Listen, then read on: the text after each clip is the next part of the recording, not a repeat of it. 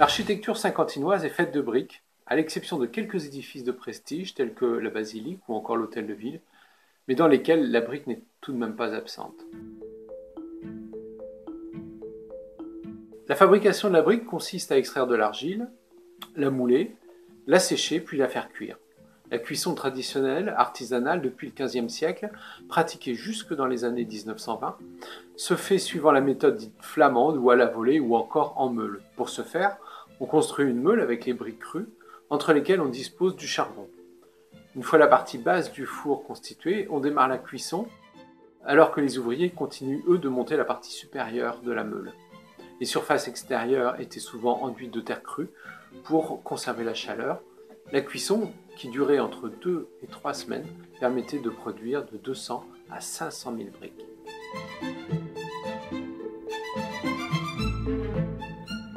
La copie d'un plan du XVIIe siècle indique des briqueteries au pied du faubourg Saint-Martin. Au XVIIIe siècle, il en existe 3 dans ce secteur. Ces dernières années, 2 fours à briques ont été mis au jour par les archéologues de l'INRAP, un dans la zone Pontoise, du XVe ou XVIe siècle, un autre rue du Docteur Cordier, abandonné avant le XVIIe ou XVIIIe siècle. La ville en pleine expansion au XIXe siècle nécessite une production importante de briques. Les briqueteries flamandes se multiplient essentiellement dans le faubourg Saint-Martin et aussi le long de la route du Cateau près du cimetière Saint-Jean. Des fours à briques sont parfois directement installés sur le site de construction, comme dans le cas du chantier de l'abattoir par exemple en 1893.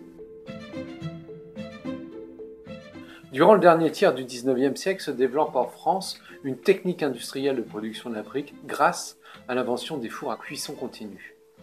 La première, à Saint-Quentin, la briqueterie de la Chaussée Romaine, est installée vers 1880, donc dans le faubourg Saint-Martin, près de l'actuelle rue d'Aboukir.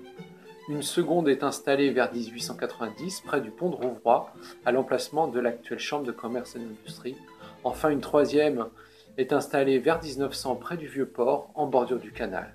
Ces 3 briqueteries expédient alors une partie de leur production en direction de Paris, grâce au canal de Saint-Quentin. À l'issue de la Grande Guerre, toutes ces briqueteries sont à reconstruire, et les besoins sont énormes pour la reconstruction. Les briqueteries de la Chaussée Romaine et du pont de Rouvroy sont reconstruites sur leur site. 2 autres sont établies, chemin de Fayet et route de Paris, près de l'actuelle cité des Aviateurs, tandis qu'une multitude de briqueteries flamandes sont établies, elles, par les entrepreneurs pour les besoins de la reconstruction sur leurs divers chantiers. En 1921, à Ouatre, près de Dallon, la plus vaste briqueterie saint-quentinoise est installée, la briqueterie L'évêque et Bonnet.